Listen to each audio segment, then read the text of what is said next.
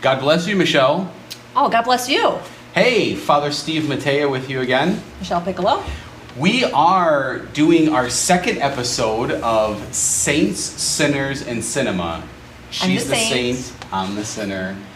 Wait, last time you said I was the saint. I know. There we go. I changed it on now we're even.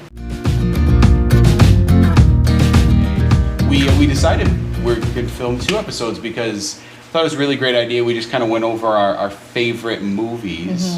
Top 5. Yes. Do you remember what my favorite movie was? Your favorite movie was Stand By Me. Good, and yours was Princess Bride. Yes. Good. Everyone should see both of those movies. Yeah, they are. It might be obvious that we're children of the 80s. It is actually pretty funny, yeah. So we thought that it would be pretty good for us to go over our top favorite TV shows. Yes. And something that I've noticed quite a bit of, television has become the new Hollywood, the new medium. Netflix and Amazon Prime and Hulu. Yeah. That's kind of the thing. You may not be familiar with it, our audience, but that thing of binge watching a TV show, it means to sit down and watch like Game of Thrones or The Office, a television show, and you can watch a season or a season and a half in one setting. We did actually 10 favorite TV shows. Your 10th favorite. 10th favorite. Quantum Leap. Quantum Leap. I love that show. Quantum Leap. Oh my God, so good. So I love sci-fi and I love time travel stuff. It's kind of like that mid 90s or early 90s type thing. Scott Bakula was a star of it. Quantum Leap. Loved Quantum Leap. Your 10th favorite is Law and Order. Oh yeah. Law and Order, the old original series. The old original. So before they branched off and did all of the initials, I don't even know. SVU. With the dad from Dirty Dancing. Dun, dun, dun. Yeah. I don't even know his name. I wouldn't have realized he was the dad of Dirty Dancing. Dancing. From Dirty Dancing. No one puts baby in a corner. Oh my gosh. You know, that's another good binge watch. Yeah. Your number 9 is Yellowstone. I don't know this show. Yellowstone is Kevin Costner's first foray into television. Oh, wow. It's on the Paramount Network, and it is so amazing. There's some really crazy violence that takes place kind of in mid-season 1 or 2. It is phenomenal. Your number 9, this is a goodie, 24. Oh, yeah. I just remember the first season and just, they're making this show and it takes place in real time and it sucked you in. It was so great. I love Kiefer Sutherland. Yeah, it was one of those shows that was kind of revolutionary when it first came out. Your number 8 is Sherlock. Seen it? No. So the modern BBC Sherlock is so good. It's Benedict Cumberland. Okay. You know him, so he plays Sherlock. Really great. Check out the BBC Sherlock. Number 8, Numbers. This, again, like a detective show. The brother of the detective is a numbers guy. He enlists the help of his brother to help him solve cases. Kind of like a CSI type of show. That's awesome. My number 7. X-Files. The old X-Files. So they've brought back the Mulder and Scully for a new run of the X-Files. The old X-Files stole my heart. Yeah. All right, Your 7, Person of Interest. I love Person of Interest. Jim Caviezel. Yeah. How do you not? Yeah. Just again, like the pace of it is very good and all about like Big Brother's like cameras everywhere, right? And surveillance. I just love Jim Caviezel as an actor. All the acting, the storytelling, just done very well. All right, your number 6, The Sopranos. So The Sopranos might be surprising to some people that would be on a priest's favorite shows of all time. But so if you can get past some of the gratuitous language, it's really, really abrasive sometimes. Yeah. And the sexual content, I mean, you got to fast forward through some of the stuff, but it's such a really great story. And again, another really revolutionary show. A lot of people in television and Hollywood today point back to that character of Tony Soprano, and they say, okay, I'm basing my character on him. Number 6. Number 6, I think. Breaking Bad. That made my list too. So Breaking Bad, we're not giving away anything. It's a story about a high school chemistry teacher. He gets desperate and he becomes a meth dealer. My own heart, I was in the seminary when it came out, and then a guy was really watching it, and he said, you got to check this show out. And I said, I'm not watching something that glorifies meth dealing. Right. I think it's one of the best television series in the It really history of television. 5. Yeah. The Wire, which made my list too. Made your list too. The Wire, Oh. HBO cop show. So good. It's gone down in history as being considered the best cop show in television history.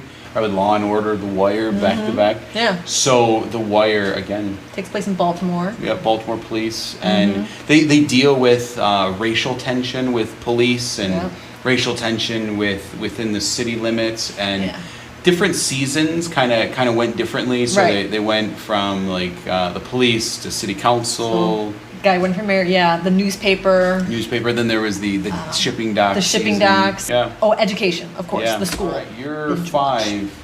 Jericho. From 2007, I believe, is the year. One of those shows you just wish they would have renewed. Yeah. America comes under attack, kind of like an end of the world situation. It's a small town in Kansas, and at one point they deal with a pandemic. Oh, no. So it's got a little Wow. bit of everything in there. And tension between the battling towns, and they're trying That's to scrape cool. for food and raise money. It's great. So if there's one show that has been great. recommended to me to watch more than anything, it's Jericho. It's crazy, and I've never watched it. Very good. Your number 4, Lost. Lost. Another priest friend of mine just started a Facebook group called Let's Get Lost Again. He's going through back with every episode and just kind of talking about what's gone on, and just even bringing up Christian themes and everything, because it's really themed on philosophy and Christianity and Judaism, Judeo-Christianity and Islam and everything. And so it really brings in a lot of elements there. Your number 4, back to The Wire. Yeah. So you already covered it, but yeah. It was one of the very few shows I would go back and watch again. Yeah. Your number 3, The The Americans. Americans. So my number 4 was Lost, which might have one of the most controversial finales in history, because it was some people say a letdown, some people were confused. The Americans finale is what I consider the best series finale in the history of television. Oh man, I'll have to watch So it. I honestly think The Americans, one of the best shows ever written. Wow. Acted, directed, it's phenomenal. So the premise is that they're Russian spies who come to America during the Cold War, and so they're trying to infiltrate America, trying to be spies, but they were trained as little children to be American in Russia. It is so good. Your number 3, Blue Bloods. Oh, no, I didn't get into it until my sister mentioned it to me. There was one show that her and her family would watch all the time, and she was like, "Don't you know the premise? They're cops in New York and they're Catholic." And I'm like, "Oh my God, a Catholic show! I got to watch." So they pray every night. They together. pray every night. They have dinner. You know, as a family on Sundays. No matter what happens, they take what Law and Order would do too. They would take real life headlines and put them into the story. Yep. Not afraid to really go with the controversial issues. That's great. My number 2, already Breaking covered it. Bad. Breaking Bad. Breaking Not Bad. much more to say. Walter White. Some people say that it might have went a little too long, some of the storylines. Your 2, House. Never seen an episode of House. My best priest friend in the world loves House. That's what Hugh his show. Laurie is the star. So this is a show that my mom and I would watch with my brother. And she had become sick with cancer, so I just remember like watching this show. Like she would love House. She's like, I can't wait to watch House. He just comes across as this like brash, this doctor, but he knows. They bring all of the specialty cases to him in his hospital. That's really fun. great stories. That's fun. All right, your number 1. Number 1, drum roll. The Walking Dead. The Walking Dead. Still, so I guess good. that's still currently on too.